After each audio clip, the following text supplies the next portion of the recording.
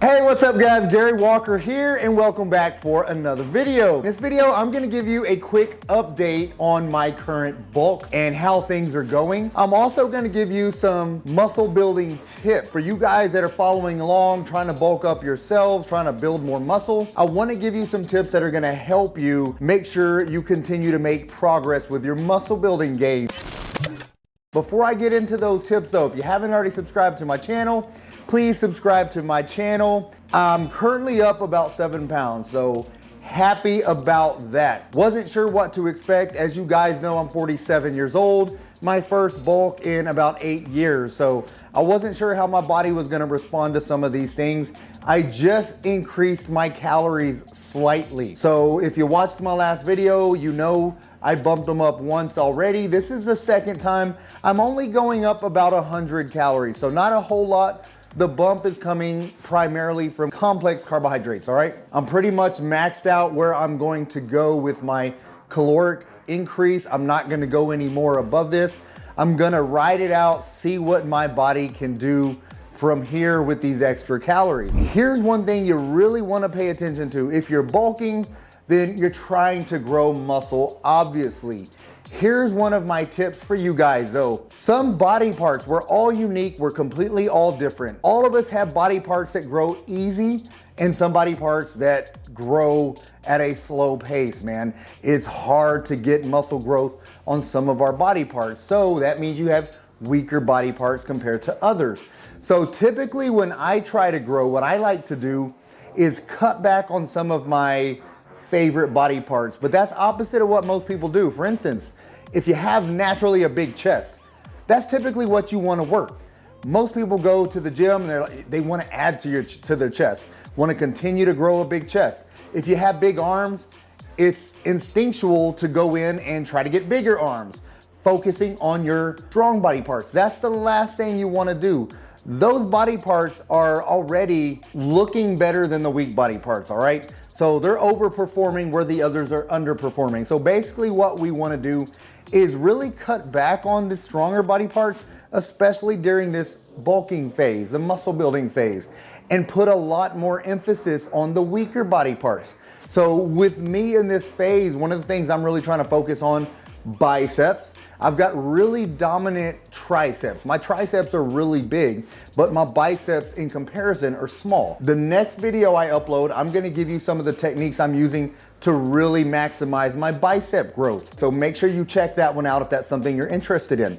But I'm really focused on trying to bring up my biceps, talking about the peak and the width. I want my biceps to be fuller and taller. So that's one thing I'm focused on. Another thing I'm focused on are my lats.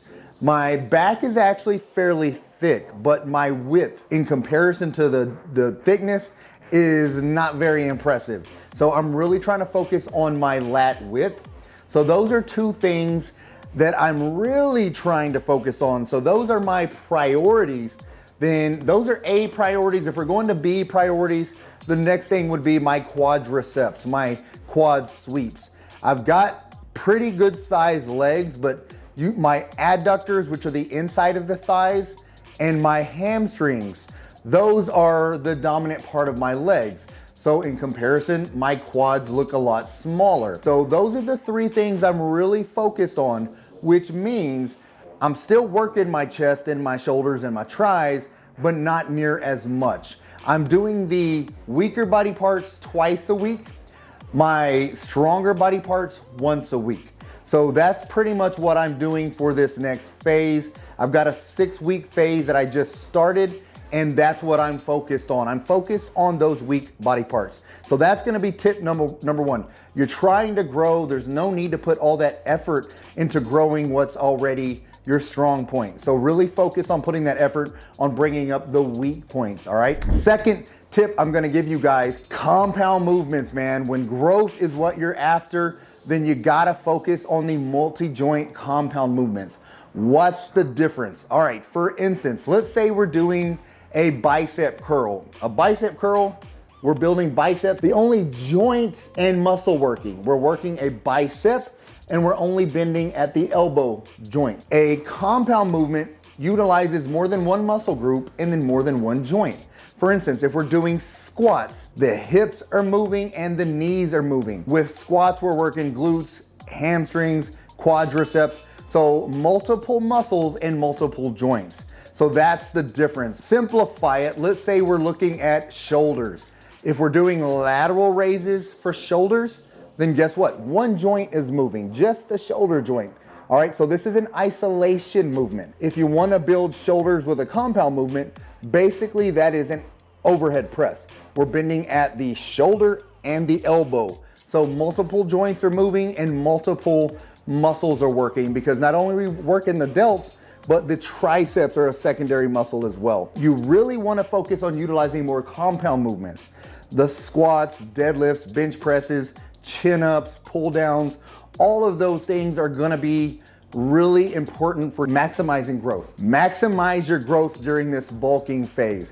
Utilize those compound movements. The second benefit to doing those, not only are you gonna be able to push more weight with the compound movements, but your body's going to increase testosterone, growth hormone, all of those anabolic hormones that your body really needs to force more muscle growth. The other thing with that is you want to focus on progressive overload. I talk about that in all of my muscle building videos. What is progressive overload? From workout to workout or every other workout, you want to make improvements. So if you're starting out lifting 100 pounds, that doesn't mean 100 pounds needs to go to 120 pounds. It can be small incremental improvements. So 100 pounds needs to become 105. That 105 needs to become 110. So you've got to push yourself, challenge yourself to make those little improvements. If you're eating high quality food, which is going to be my next tip, then you're going to be able to fuel those workouts and continue to build strength. But when you're talking about progressive overload, I typically am referring to the compound movements. That doesn't mean if you're doing 25, 30 pound curls that you need to continue to add to 35, 40, 45, 50, 55. I'm not concerned with growing with the isolation movements. My concern is adding weight with the compound movements. That's where you really want to focus all of your progressive overload. That also is going to keep you from getting injured. People will be doing 10, 15 pound lateral raises. They hear me talking about progressive overload. They think, man, I'm stuck at 15, I'm stuck at 20. I'm not doing great, but I've got to force myself to do 25s, to do 30s. This is an isolation movement. You don't need to go heavy with those isolation movements. My goal for you with the isolation movements is keeping tension on the muscle and utilizing a strong mind to muscle connection. Don't worry about going too heavy on the isolation movements. Just really focus on growing with the compound movements. The other tip I'm going to give you guys is controlling the eccentric phase of the lift. Eccentric is when you're stretching a muscle. Going back to a bicep. Bicep is stretched at the bottom. You shorten the bicep by bringing it up. That's a concentric contraction. As you bring the weight down, you're stretching the bicep again. That's eccentric. Same with the chest. When you're pushing the weight up, you're shortening those pecs. When you bring the weight down, you're stretching the pecs. With a squat, you're stretching the quads by lowering the weight. All right, you're shortening the quads when you raise the weight. So those are 3 examples. So here's basically what you want to do. On the way down, when you're stretching, when you're in the eccentric contraction phase, 3-second eccentric, control the weight down. I see way too many people dropping down and lifting, dropping the weight and lifting. You're missing out on a lot of gains when you're doing that.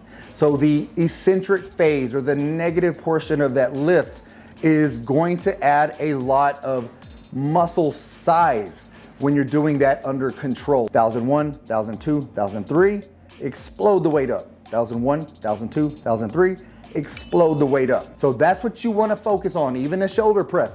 Explode the weight up, but control it on the way down. 1001, 1002, 1003, explode. 1001, 1002, 1003, explode. So do that and you're gonna get great results with your muscle building. Next thing, all of that kind of leads me to what I want you to avoid. I want you to avoid at all costs ego lifting, all right? I want you to focus on lifting heavy weight, but not by sacrificing form. Lift heavy weight under control. Don't just think, I've gotta make 5-pound improvements. I gotta make 10-pound improvements. So it doesn't matter about my form. Let me bounce the weight at the bottom. Let me speed up my rep range. That's why I started off with the other tips first. Controlling the weight. Making sure you do everything under control is gonna help you stay safe. So, and I'm talking your joints. We gotta keep your shoulders safe, your elbows safe, your wrists safe, your low back, your knees. All of those things can be kept safe if you're doing everything correctly and not focus on just making jumps in weight by sacrificing form. So that's gonna be key. No ego lifting at all. Next thing is kind of a intensity technique. This would be the last tip I share with you guys. Intensity technique. One thing that you can do so you don't have to lift heavy weight all of the time, because lifting heavy is fun, but it can lead to a lot of injuries as well. Not only injuries, but overtraining. So you want to make sure you're lifting within the proper rep range for hypertrophy. I went over that in one of my last videos, so make sure you check out that other video. I explained my current training situation, why I'm lifting for hypertrophy and not just strength. So the goal is bulking and growing. There's a different rep range that you really want to focus on. So check out that other video. But what that leads me to are these two techniques you can do. Superset technique and pre-exhaust technique together. Superset or compound set. There's a couple different ways to look at this. Superset is when you are doing 2 exercises back to back with no rest in between. Usually when people say superset, they're talking antagonist sets. So meaning you're doing a set of biceps, then a set of triceps. Compound sets are the same muscle group back to back. All right, I typically utilize supersets when I'm talking about both because I don't like to be overcomplicated with my program. A superset. So again, let's go into chest exercise. What that means is you're gonna do 2 chest exercises back to back with no rest in between those 2 exercises. You're gonna take your rest at the end of the second exercise. So where does a pre-exhaust technique come from? The pre-exhaust is when you're using an isolation movement prior to the compound movement. So with a chest, we're gonna start with a fly. Stretch, lighter weight, get some blood into the pecs, or a cable crossover. It's mimicking the same movement. You can do dumbbell flies, you can do a pec deck fly, you can do cable flies. Any of those things are an isolation movement for the chest, but it's designed to stretch the chest and get a lot of blood flow, lactic acid into that chest. So a little bit higher rep range, 12 to 15 reps. You're gonna do that and then immediately put the weight down, grab your heavier weight and go straight into a press right after. So here's one thing you're gonna notice. Your chest is already on fire, man. It's already full of blood. It's already pumped up. So you don't have to go near as heavy now that you're doing the press. That's gonna save your elbows, save your shoulders. You're not gonna need near as much weight to still get that proper stimulation for the muscle growth. So that is key, all right? Let's look at one more example and I'll cut this video off, all right? The next example will be quadriceps. So you wanna do leg extensions, an isolation movement. Leg extensions, 12 to 15 reps, nice, slow, under control, get a lot of blood flow in the quads, then step off and you can do dumbbell squats. You can do back squats. You can do any type of squatting movement right after you've done the isolation movement. And that's gonna help you get really good quadricep growth. So that's one thing you can really focus on, all right? Hopefully these tips help you guys out. I know there's a lot of you, I've been getting a lot of comments about growing, building muscle, some of the best techniques you can utilize. This is why I'm sharing this, all right? And this whole bulking series is based on what I'm currently going through and doing. So that's where I'm coming up with some of my ideas to share with you. So if there's something specific you have a question about, you want me to film a video about that's gonna help you with your muscle building phase, then comment below and let me know. Also, if you like this video, give me a thumbs up, man, so I know and I can continue to film more videos just like this. Other than that, man, that's all that I got. Get busy, get after it. God bless.